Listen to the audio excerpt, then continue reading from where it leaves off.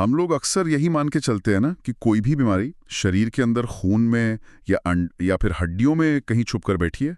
मतलब हमें लगता है कि बीमारी सिर्फ किसी पैथोलॉजी लैब की रिपोर्ट में या किसी एक्सरे की उस काली और सफ़ेद फिल्म पर ही नजर आ सकती है।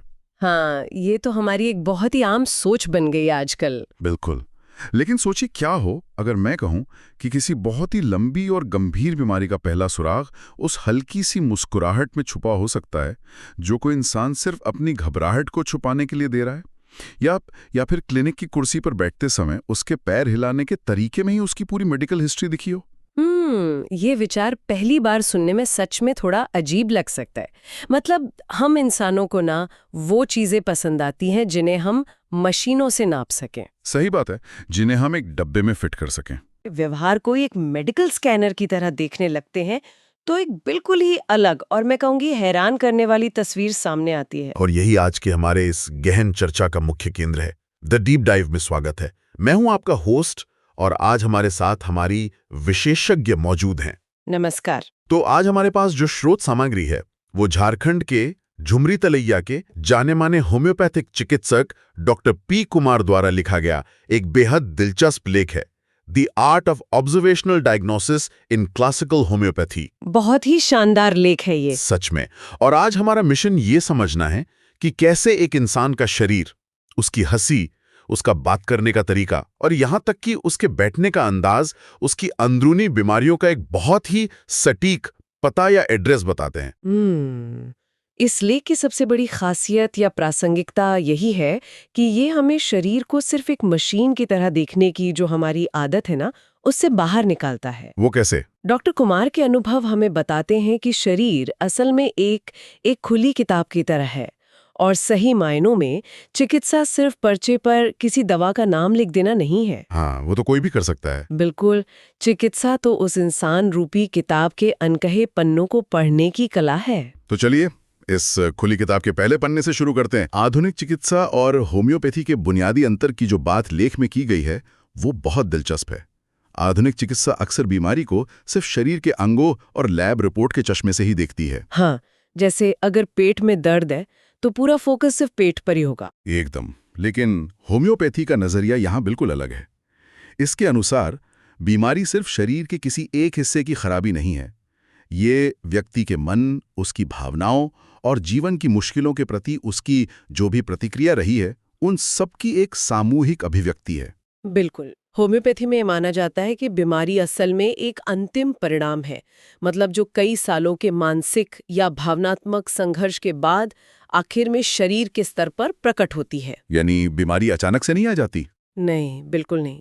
शरीर बीमारी की जड़ तक पहुंचने के लिए लगातार कुछ सुराग देता रहता है और डॉक्टर को जितने अधिक और जितने सूक्ष्म सुराग मिलेंगे वो बीमारी के असली कारण तक उतनी ही आसानी से पहुंच पाएगा। ये तो बिल्कुल ऐसा हो गया जैसे शरीर कोई बहुत ही एडवांस्ड जीपीएस सिस्टम है। अरे वाह, बहुत अच्छी तुलना की आपने। है ना? जहां मरीज की हर एक छोटी सी हरकत, उसकी हर एक मुस्कान या उसके बात करने का तरीका एक कोऑर्डिनेट का काम कर रहा है। अगर आधुनिक चिकित्सा सीधे मंजिल यानी उस बीमारी वाले अंग पर फोकस करती है तो ऐसा लगता है कि होम्योपैथी इस बात पर फोकस करती है कि शरीर आखिर उस मंजिल यानी उस बीमारी तक पहुंचा कैसे, वो यात्रा क्या थी। ये जीपीएस वाली तुलना बहुत ही सटीक है। होम्योपैथी उस यात्रा के निशानों पर ही ध्यान देती है, क्योंकि जो लक्षण हमें बाहर से दिखाई देते हैं वो केवल अंदरूनी उथल-पुथल का एक एक्सप्रेशन होते हैं। डॉक्टर कुमार इन्हें ऑब्जर्वेशनल सिम्टम्स या मेंटल जनरल्स कहते हैं। Mental generals? हाँ, देखिए, हर होम्योपैथिक दवा का अपना एक बहुत ही विशिष्ट व्यक्तित्व होता है और ये बहुत ज़रूरी है कि दवा के व्यक्तित्व का मिलान मरीज के संपूर्ण व्यक्तित्व और उसके उस जीपीएस वाले पते से हो। अच्छा, अगर वो मिलान नहीं हुआ तो? अगर वो मिलान नहीं हुआ तो बीमारी को जड़ से नहीं उखाड़ा जा सकता, वो बस कुछ समय के लिए दब सकती है। मतलब सिर्फ शरीर के उस एक हिस्से का इलाज नहीं हो रहा है बल्कि उस पूरे इंसान का इलाज हो रहा है।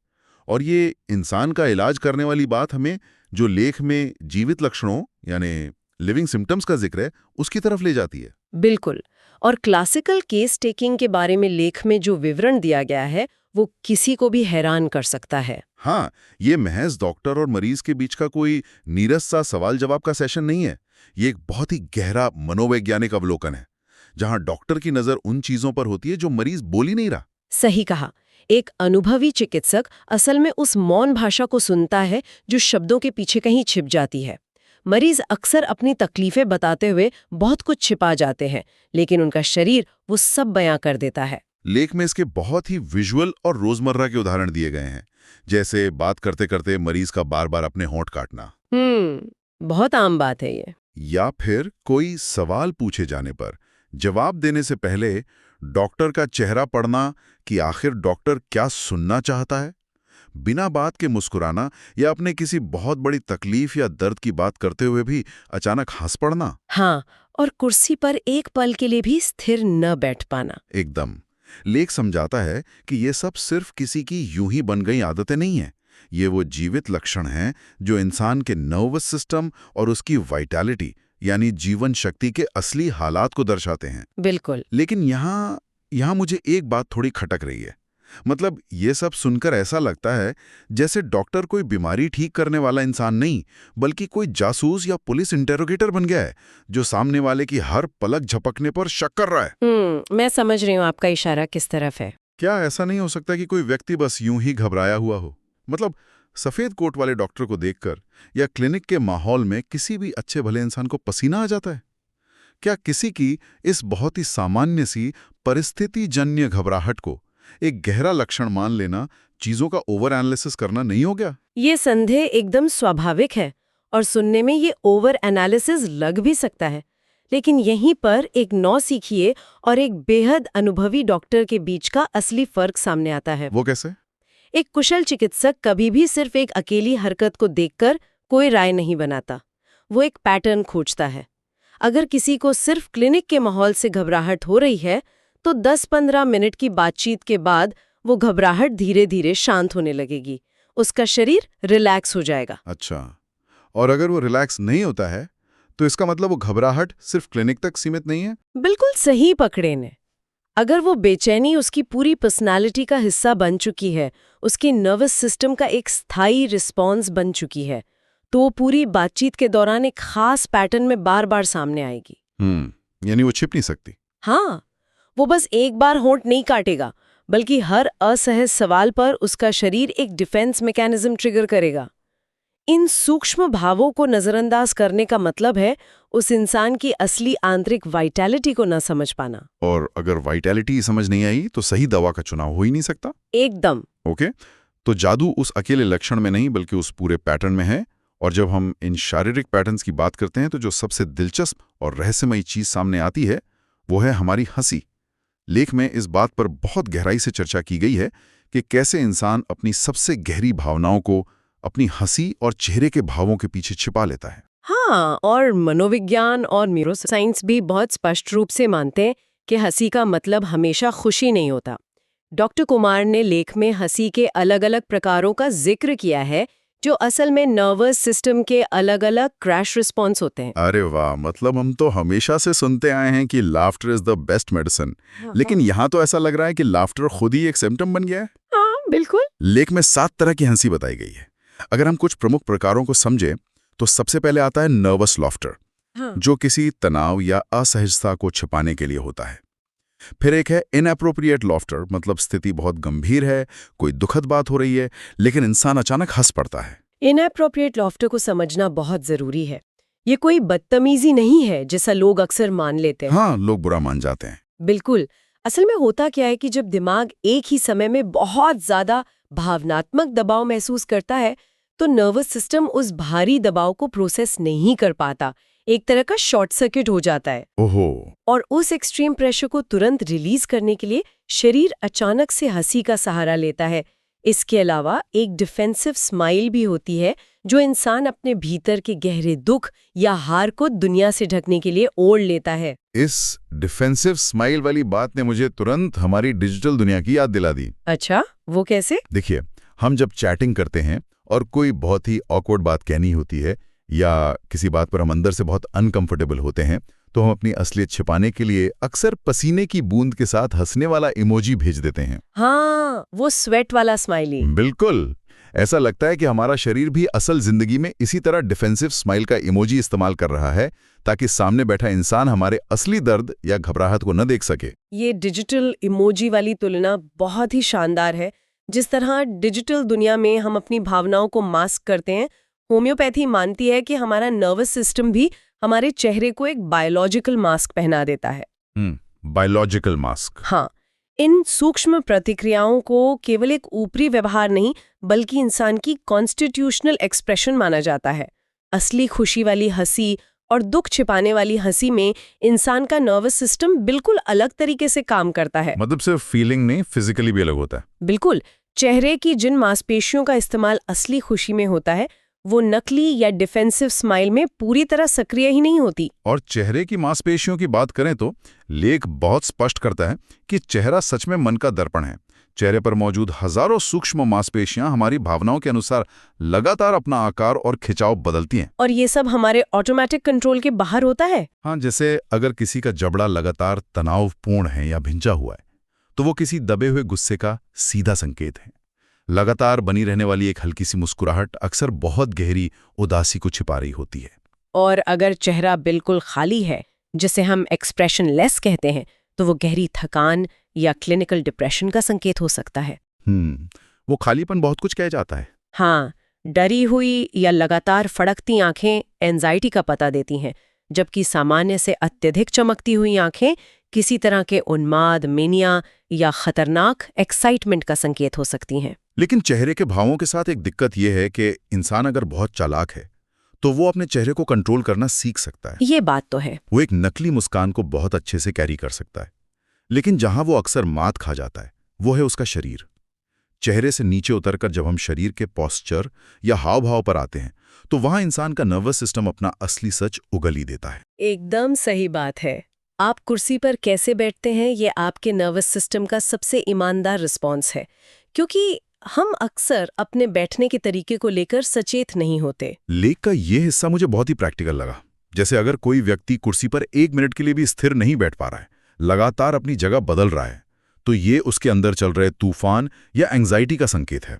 वो बेचैनी छिपती नहीं है। वहीं अगर कोई इंसान कुर्सी पर एकदम झुककर अपने कंधे गिराकर बैठा है तो ये उदासी, हार मान लेने की भावना या फिर शरीर में बहुत कम वाइटैलिटी होने को दिखाता है। और इसके विपरीत अगर कोई बहुत ज्यादा तनकर या एकदम रिजिड होकर बैठा है, जैसे कोई मूर्ति हो, हाँ, तो इसका मतलब हो सकता है कि उसे हर चीज को कंट्रोल करने की गहरी आदत है, या फिर उसे अपनी कमजोरियों की दुनिया के सामने बेनकाब होने का भयंकर डर है। और सिर्फ बैठना ही नहीं, बोलने के तरीके में भी तो बहुत सारे राज छिपे होते हैं। बिल्कुल। जैसे बहुत ज्यादा तेज तेज बोलना सिर्फ बातूनीपन नहीं है, ये अक्सर मानसिक अति सक्रियता या विचारों की भीड़ को दिखाता है। बिल्कुल। बहुत धीमा और रुक रुक कर बोलना डिप्रेशन का संकेत हो सकता है। बातों को गोल गोल घुमाना असुरक्षा या जज किए जाने का डर दिखाता है। यहाँ मैं फिर से थोड़ा रुक कर एक सवाल पूछना चाहूंगा। हाँ, पूछिए। मान लीजिए कोई व्यक्ति बहुत तेज बोल रहा है, क्या ये महज इसलिए नहीं हो सकता कि उसकी ट्रेन छूट रही हो, या शायद वो जन्म से ही किसी ऐसे माहौल में पला बड़ा हो जहां लोग तेज और जल्दी जल्दी बोलते हो? हम हर चीज को, हर छोटी आदत को नर्वस सिस्टम की कोई गहरी समस्या या बीमारी का लक्षण बनाने पर क्यों तुले हैं? ये सवाल फिर से हमें उसी महत्वपूर्ण सिद्धांत पर ले जाता है कि संदर्भ या कॉन्टेक्स्ट क्या है। अच्छा, कॉन्टेक्स्ट। हाँ, अगर किसी की ट्रेन छूट रही है तो वो क्लिनिक में अपनी घड़ी भी देखेगा, बार बार दरवाजे की तरफ भी देखेगा। वो एक परिस्थिति जन्य तेज बोलना है। लेकिन क्लासिकल होम्योपैथी में केस टेकिंग कोई 5 मिनट का प्रोसेस नहीं होता। तो इसमें कितना समय लगता है? इसमें 1 से 2 घंटे भी लग सकते हैं। अगर कोई व्यक्ति जन्म से बातूनी है तो उसकी बातों में एक लय और सहजता होगी। वो आपसे एक इंसान की तरह कनेक्ट करेगा। समझ रहा हूँ। लेकिन अगर उसका तेज बोलना किसी गहरी एंग्जाइटी का रिजल्ट है तो उसके बात करने में कोई ठहराव नहीं होगा। उसके साथ डरी हुई आंखें, कुर्सी पर स्थिर न बैठ पाना या बातों का कोई सिरा ना होना, ये सब लक्षण भी जुड़ जाएंगे।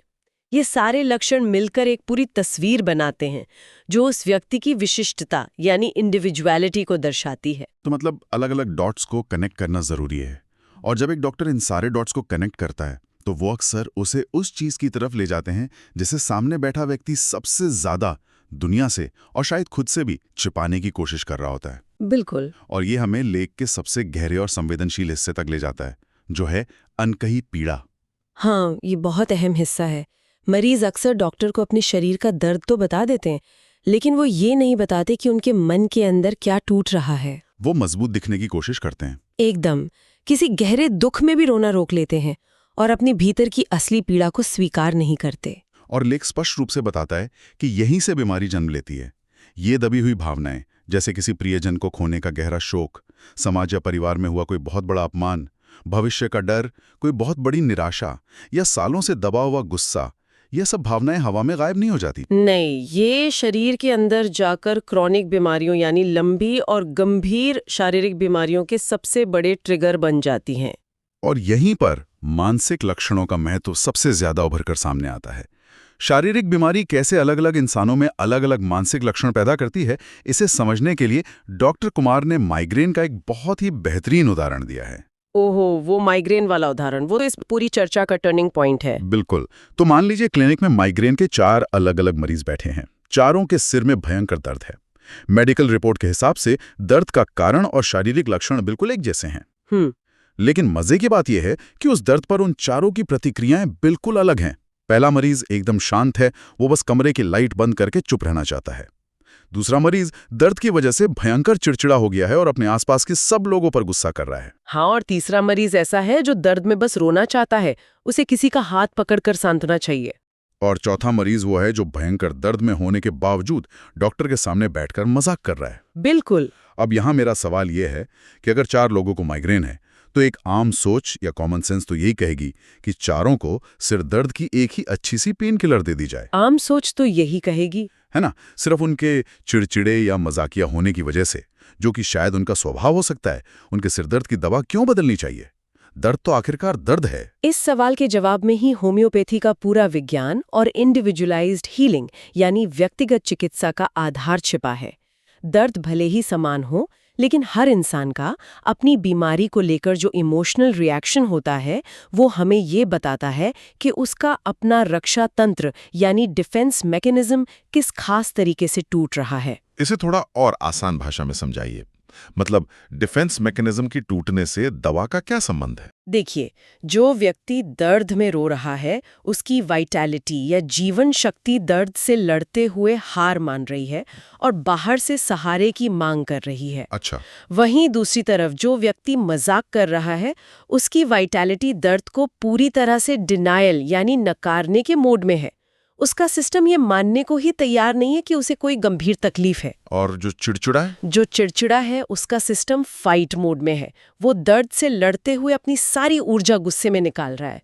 चूंकि इन चारों मरीजों की आंतरिक प्रणाली की खराबी का मूल स्तर बिल्कुल अलग-अलग है, इसलिए एक ही पेन किलर इन सबकी जड़ पर काम नहीं कर सकती। मतलब उन्हें अलग-अलग दवा चाहिए? बिल्कुल। इन चारों को माइग्रेन की 4 बिल्कुल अलग-अलग होम्योपैथिक दवाओं की जरूरत होगी, जो उनके इस विशेष मानसिक और शारीरिक टूटन के पैटर्न से मेल खाती हो। यार, ये सच में एक दिमाग चकरा देने वाला कॉन्सेप्ट है। मतलब बीमारी वो नहीं है जो हो रही है, बीमारी वो है कि इंसान उस पर रिएक्ट कैसे कर रहा है। एकदम सही समझे आप। अब तक की इस पूरी चर्चा को सुनकर किसी को भी लग सकता है कि ये सब कुछ बहुत ही दार्शनिक है या शायद सिर्फ एक बहुत पुरानी थ्योरी है, हवाई बातें हैं। लेकिन लेख का आखिरी हिस्सा इस पूरी होम्योपैथिक विचारधारा को आधुनिक विज्ञान की कसौटी पर परखता है और यहाँ चीजें सच में एक पूरा चक्कर लगाकर वापस मॉडर्न साइंस पर आ जाती हैं। बिल्कुल, क्योंकि आज का मॉडर्न न्यूरोसाइंस और मनोविज्ञान भी लगभग इन्हीं बातों को साबित कर रहा है, बस उनकी शब्दावली थोड़ी बदल गई है। एकदम सही। लेख हमें बताता है कि आज का विज्ञान ये पूरी तरह मानता है कि हमारी भावनाएं हमारे शरीर की केमिस्ट्री को बदल देती हैं। क्रॉनिक स्ट्रेस या लगातार रहने वाला तनाव कोई हवाई चीज नहीं है, ये हमारी इम्यूनिटी को सीधे तौर पर कमजोर करता है। और हमारे फेशियल एक्सप्रेशंस और हमारी बॉडी लैंग्वेज सीधे हमारे नर्वस सिस्टम की एक्टिविटी से जुड़े हुए हैं। हाँ, मॉडर्न साइंस में आज साइको न्यूरो इम्यूनोलॉजी और बिहेवियरल न्यूरोसाइंस जैसे पूरे के पूरे वैज्ञानिक क्षेत्र मौजूद हैं। साइको न्यूरो इम्यूनोलॉजी काफी भारी शब्द है। भारी है, लेकिन अगर हम इसे तोड़कर देखें तो साइको का मतलब है हमारा मन, न्यूरो का मतलब है हमारा नर्वस सिस्टम और इम्यूनोलॉजी का मतलब है बीमारियों से लड़ने की हमारी क्षमता। ये विज्ञान यही अध्ययन कर रहा है कि कैसे हमारा मन और हमारा नर्वस सिस्टम मिलकर हमारी शारीरिक बीमारियों को जन्म देते हैं या उन्हें ठीक करते हैं। ये पूरी चर्चा मुझे एक बेहतरीन उपमा की याद दिला रही है। बताइए। ये तो कुछ ऐसा हुआ कि होम्योपैथी के जानकारों ने सदियों पहले समुद्र के ऊपर उठने वाली लहरों के पैटर्न को देखकर ही पानी के नीचे चल रहे भयानक तूफान का पूरा नक्शा बना लिया था। उन्होंने बता दिया था कि नीचे कुछ हलचल है। बहुत गहरी बात है ये। और आज सदियों बाद आधुनिक विज्ञान अपने नए और एडवांस सोनार उपकरणों को पानी में डालकर उसी बात को साबित कर रहा है कि हाँ, लहरें सच कह रही थीं, नीचे सच में एक तूफान है। ये एक बहुत ही खूबसूरत और सटीक उपमा है। इस पूरी चर्चा को समेटते हुए हम यही कह सकते हैं कि डॉक्टर कुमार का ये लेख हमें समझाता है कि होम्योपैथी केवल गोलियों या दवाओं की एक प्रणाली नहीं है। तो फिर क्या है? ये एक ऑब्जर्वेशन आधारित व्यक्तिगत चिकित्सा प्रणाली है। ये इंसान के शरीर और उसके मन की उस संपूर्ण और मौन भाषा को पढ़ने का विज्ञान है, जिसे हम अक्सर रोजमर्रा की आपाधापी में और सिर्फ लैब रिपोर्ट्स पर भरोसा करने की आदत में अनदेखा कर देते हैं। तो इस गहन चर्चा से हमने क्या सीखा? निष्कर्ष यही है कि किसी की हंसी या उसकी मुस्कुराहट अपने आप में कोई बीमारी नहीं है, लेकिन ये हमारे मन और हमारे नर्वस सिस्टम की एक बहुत ही पावरफुल भाषा है। बिल्कुल। अक्सर वो बातें, वो दर्द या वो सदमे जो कोई मरीज अपने शब्दों में नहीं पिरो पाता, उसकी आंखें, उसके होठों की बनावट और उसका कुर्सी पर बैठने का तरीका चीख चीख कर कह देते हैं। हमारा शरीर एक जीपीएस है जो किसी भी चौकन्ने डॉक्टर को हमारी बीमारी के एकदम सही पते तक पहुंचा सकता है, बशर्ते उस डॉक्टर के पास वो एक्सरे विजन हो जो हड्डियों के पार इंसान की भावनाओं को भी देख सके। बहुत सही बात कही आपने। अब जाने से पहले मैं एक विचारणीय प्रश्न छोड़ना चाहता हूँ, एक ऐसा सवाल जो इस चर्चा को पढ़ने के बाद से मेरे दिमाग में लगातार घूम रहा है। जरा सोचिए, अगर हमारे शरीर के बैठने का तरीका,